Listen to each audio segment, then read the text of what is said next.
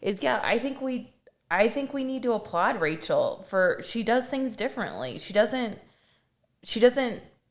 want to conform. And so like I may work as hard as Rachel or maybe more. Like I feel like I work all the time with my family with trying to do fitness because she inspires me, and I'm not going to have the money that Rachel has because she thinks differently.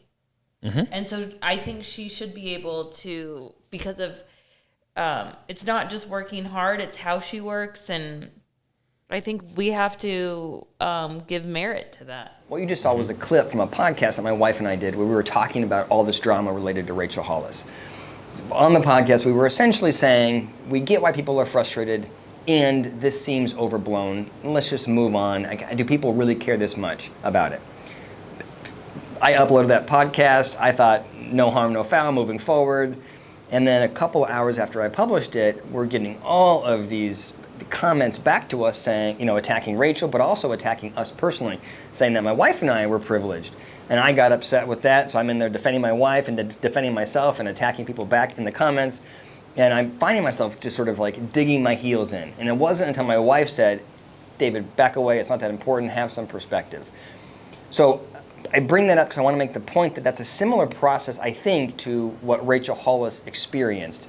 I just don't know that she sort of closed the loop as quickly because maybe she didn't have as much context or a wife that said, hey, David, dial it in. So Rachel's on a live stream. Her intention is to empower people or to motivate people, to inspire people. And she's on there and she's talking about the fact that she has a housekeeper. And someone goes, you're unrelatable. And instead of Rachel Hollis recognizing that maybe the way she had talked about her housekeeper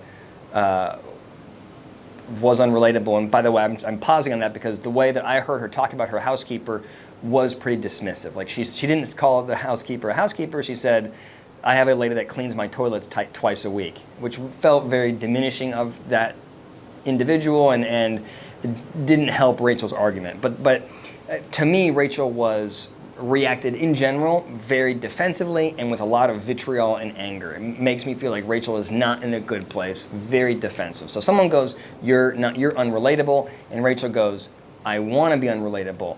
I'm unrelatable because I earned it. I get up at 4 o'clock in the morning, I faced public scrutiny, I took a lot of risk, and just sort of goes after the person.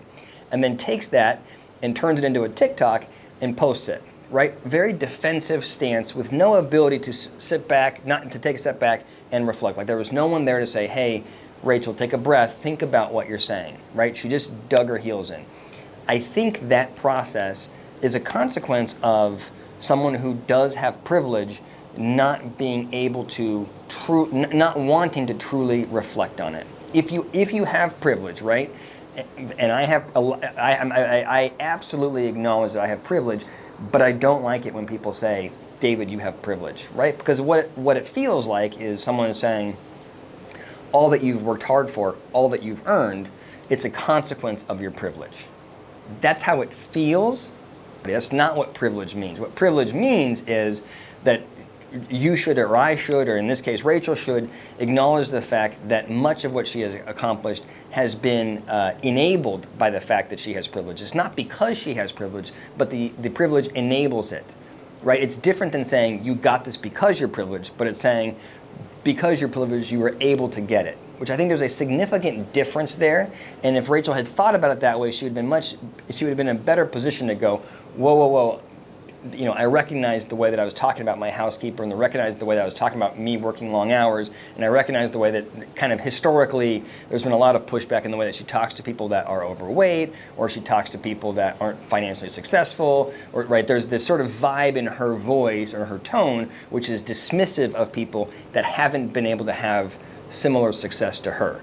And I think that dismissive tone is because she's not acknowledging the privilege. She thinks that everybody, if they work as hard as her, would be as successful as her, which is simply not true. There are a lot of people that work much harder than her, much longer than her, and they don't look like her, they don't make as much money as her, they don't have the public spotlight that she does, they don't have the support that she does, all those kinds of things, all of those things which are her privilege.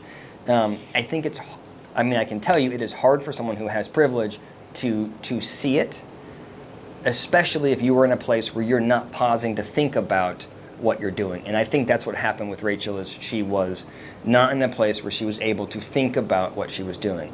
And sadly, her heels were so dug in for so long that she left that post up for a while. Either her or her team were actually going into the comments and eliminating negative comments, right? So she's sort of elevating herself. She's saying, I earned it, and if you got a problem with it, I just shut down your comments.